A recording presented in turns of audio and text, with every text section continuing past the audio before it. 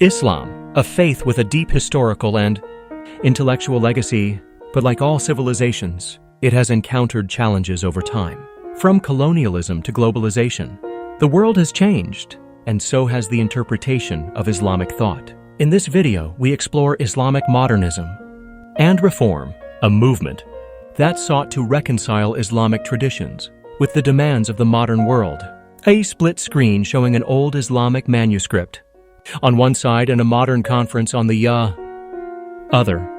Islamic modernism emerged in the 19th and 20th centuries as a response to the growing influence of Western colonial powers and the scientific advancements of the modern era. It was not about abandoning Islamic principles, but reinterpreting them to align with contemporary realities.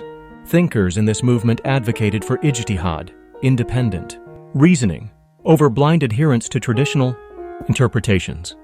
The pioneers of Islamic modernism, visual portraits of key figures such as Jamal al-Afghani, Muhammad Abduh, and Rashid Rida. Several intellectuals led the movement. For reform, Jamal al-Afghani championed political activism and unity among Muslim nations. Muhammad Abduh, an Egyptian scholar, emphasized education and rationalism, advocating for reforms in Islamic law. Rashid Rida, a disciple of Abduh, sought to balance Islamic governance with modern institutions. Their ideas influenced generations of Muslim thinkers. Footage of modern Islamic universities, women in education, and discussions on governance.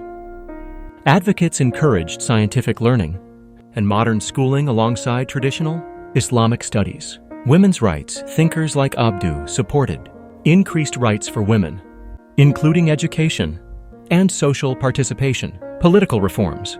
The movement promoted constitutional governance and the integration of Islamic values with modern statecraft.